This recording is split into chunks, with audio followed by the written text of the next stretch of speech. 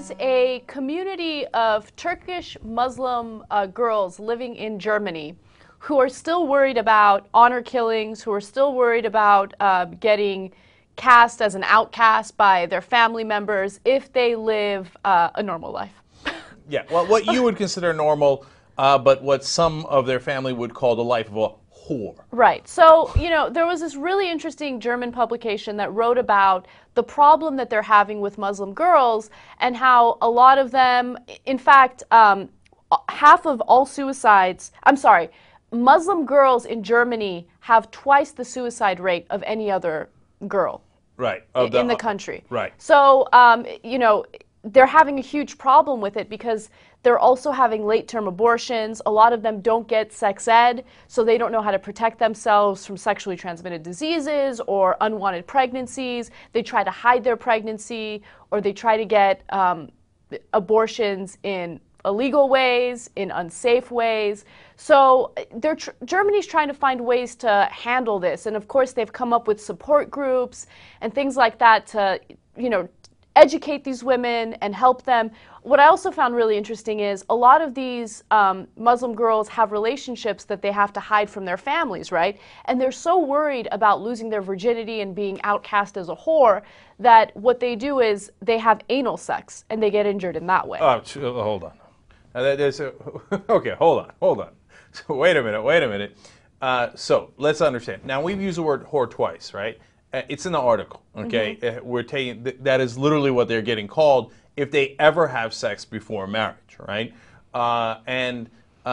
It's some of the abortions are disastrous because my understanding, based on this article, is that late-term abortions are not allowed in Germany. They're illegal. So what happens is there's one doctor that all of these girls go to, right? And it's very unclear as to whether or not this doctor performs the late-term abortions. She says that she refers them to Dutch clinics, and they go get the late-term abortions there. And she says, look, if I don't refer them to the Dutch clinics, they're going to do it in illegal ways, right? Whether it's some terrible herbal remedies, which are basically poison. Or they get kicked in the abdomen. Okay. Just really terrible things. So these are the real-life consequences of having this strict so-called moral code. So their moral code is sex is a terrible thing, but when you're 6 months pregnant, kicking your daughter in the abdomen to get rid of that child is not a terrible moral thing. That's the moral thing to do. That's the honorable thing to do. Or when you find out your daughter has had sex and either you or the brothers beat her up. That apparently is moral. Having sex is immoral, right? Now, look, I'm Turkish, right? Now, my family isn't from that community at all, mm-hmm. Not just the ones in Germany, but that's not how we were raised, right? But nonetheless, I understand that so-called honor code. And it's impossible for me to disagree with it more. Mm-hmm. Okay, there's nothing honorable about it at all. Now, for some cultures, I say, look, some things I think is flat out wrong. I'm not going to go that far as saying, like, hey, them wanting to make sure their daughters are virgins is wrong. I'm going to say I totally 100% disagree with it, right?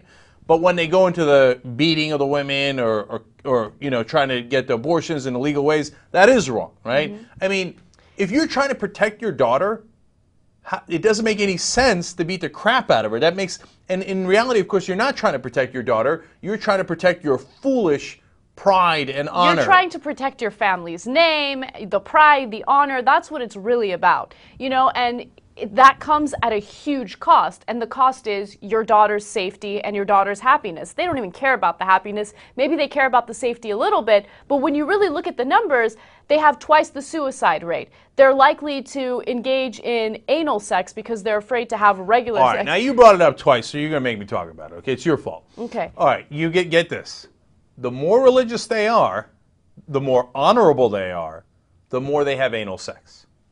Because they want to keep their hymen intact. That's crazy. Okay, but it gets worse. So the headscarf ladies are more likely to have anal sex. Okay, I'm telling you the article. Okay, and by the way, the writer of the article is also Turkish. Okay, it's from Germany, but she's Turkish ethnically. I can tell by the name, right?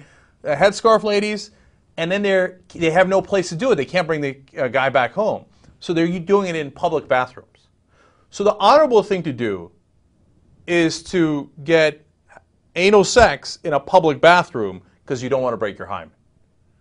I mean, see, this is the kind of irony that I love among religious people, right? They're like, no, no, no, no. I have saved my honor. I put it in the third door. Everything is saved. Don't worry. And then they come out and they're all, they got their headscarf and they're like, oh, cool, yeah, rock and roll, yeah, sure. Okay, but to be fair, Cenk, these girls, I mean, they feel like they have no choice. They're scared, they're brainwashed, they're scared. They want to they want to get married one day and they're afraid. Their mothers told them, if you break your hymen, no one's going to marry you. You're going to be a whore. You're as good as a person turning tricks. They say, no, no, no. They say, if you go to any party, not only are you a whore, you're a whore turning tricks. Like, it's automatically assumed if you go to a party, you're turning tricks. Okay. Now, and on the hymen issue, a lot of them, of course, when I say a lot of them, I don't mean the majority of them or anything, and obviously don't judge all Turkish people, let alone all Turks in Germany based on this. A great number of Turks in Germany do not do this, obviously, right? But some of them are getting reconstructive hymen surgery, okay? Right. They're like, it's okay, as long as we stitch it back up, everything's going to be fine, okay? It's cuckoo for Cocoa Puffs. It's crazy land, right? And I'm not blaming the girls. I hear you, man. Yeah. I hear you. And They're by the scared. way, guys go along with it. There are guys on the other end of that, and they're like, "Oh, you are right, Fatma. Let's save your honor. Let's go back door."